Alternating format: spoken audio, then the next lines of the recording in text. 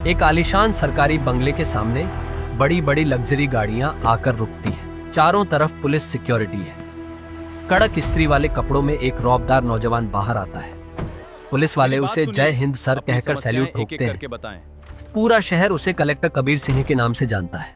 लेकिन इस रुतबे के पीछे छिपी है एक ऐसी खौफनाक कहानी जो आज से 10 साल पहले शुरू हुई थी। कबीर जब छोटा था तभी उसकी सगी मां का देहांत हो गया।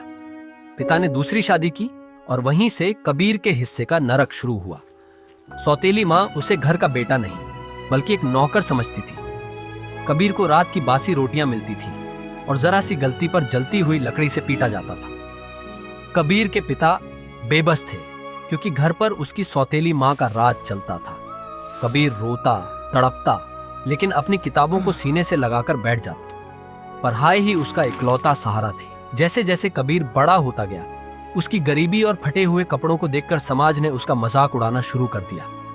पड़ोसी उसे अपशकुनी और भिखारी कहते थे। जब भी वह किसी दुकान के सामने से गुजरता लोग अपनी दुकानें बंद कर लेते कि कहीं ये कुछ मांग न ले। कबीर ने कॉलेज की फीस भरने के लिए शादियों में प्लेट्स धोने और मजदूरी करने का काम शुरू किया। समाज ने उसे कभी आगे बढ़ने का मौका ही नहीं दिया। हर मोड़ पर सिर्फ जलील किया।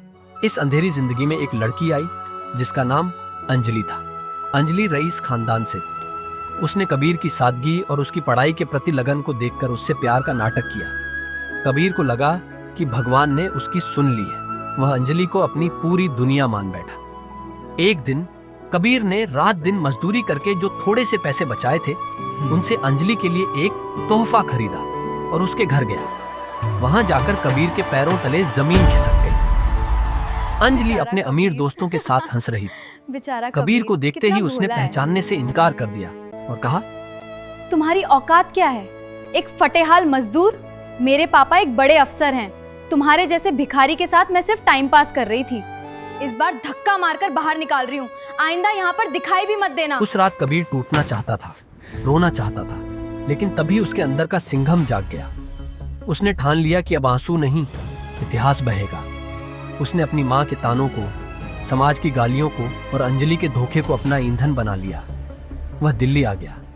एक छोटी सी अंधेरी कोठरी में जहाँ ठीक से हवा भी नहीं आती थी कबीर ने यूपीएससी की तैयारी शुरू की। जब बाकी लोग सो रहे होते तब कबीर लालटेन की रोशनी में किताबें छांट रहा होता था। भूख लगती तो पानी पीकर सो जाता। अंजलि के वो शब्द उसके कानों में 24 घंटे गूंजते थे। तुम्हारी औकात क्या है? एक फटेहाल मजदूर। साल बदला, वक्त बदला और आई यूपीएससी की फाइनल लिस्ट।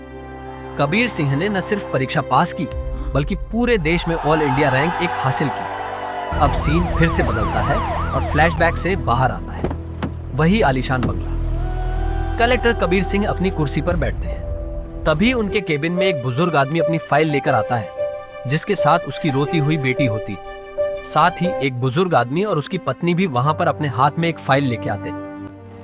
ये कोई और नहीं बल्कि कबीर की सौतेली माँ, पिता और अंजलि और उसके पिता हैं। कबीर के पिता अपनी पत्नी को लेकर अपने जमीन के सिलसिले के बहाने वहां अपने बेटे से मिलने आए थे और अंजलि के पिता पर किसी घोटाले का आरोप है और वे कबीर के सामने हाथ जोड़कर खड़े हैं। अंजलि कबीर की तरफ देखती है। उसकी आंखों में पछतावा और शर्म है। सौतेली माँ डर से कांप रही है लेकिन कबीर अपनी कुर्सी से खड़ा होता है। वो अपनी सौतेली माँ के पैर छूता है और कहता है, माँ, अगर तुमने मुझे घर से ना निकाला होता तो मैं आज इस कुर्सी तक नहीं पहुंचता। थैंक यू अंजलि, तुम्हारी नफरत ने मुझे कलेक्टर बना दिया। कबीर बिना किसी बदले की भावना के कानून के मुताबिक उनकी मदद करता है।